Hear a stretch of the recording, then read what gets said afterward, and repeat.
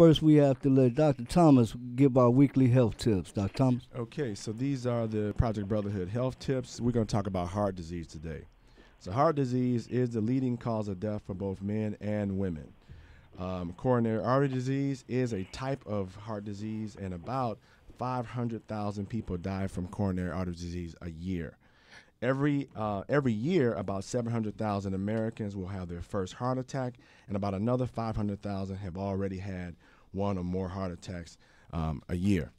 So what can we do about this? The first thing you want to do is go see your doctor. You want to make sure that your fasting blood sugar is less than 110. You want to make sure that your cholesterol is less than 100. That is your LDL. You want to make sure that your blood pressure is less than 120 over 80.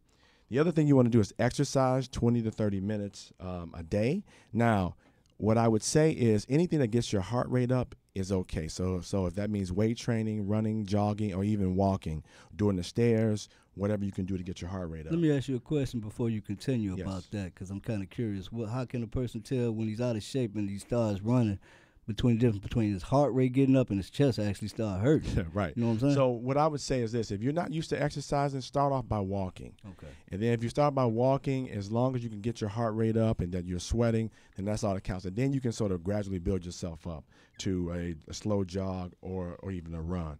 The other thing you want to do is stop smoking. Smoking is the leading cause of death in this country.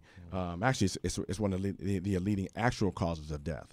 The other thing you want to do is eat a diet that's low in calories, high in fiber, and low in saturated fats. And basically that means a diet that's high in fruit and vegetables, low with your red meats, pork, ground beef, and things like that. You know what? I believe you because you're sitting here All looking right. like a cyborg. Okay, so let's get back to our last. Hold on before we